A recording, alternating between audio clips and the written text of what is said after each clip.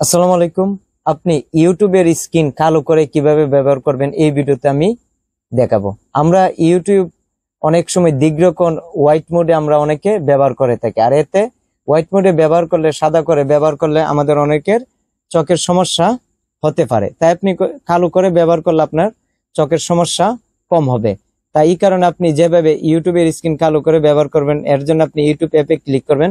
তারপরে আপনার দেখুন এখানে প্রোফাইল দেওয়া আছে, উপরে এখানে আপনি ক্লিক করবেন।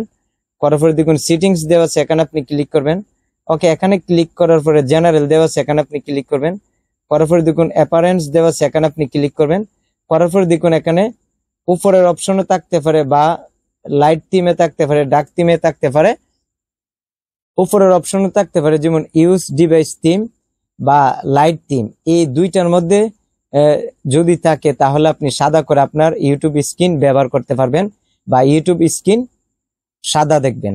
দেখুন নিচে দেওয়া আছে ডার্ক থিম, এখানে আপনি ক্লিক করবেন।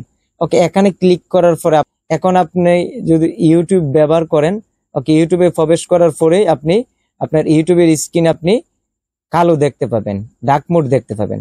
তাই ভিডিওটি ভালো লাগলে চ্যানেলটি সাবস্ক্রাইব করবেন, ভিডিওতে একটি লাইক দিবেন।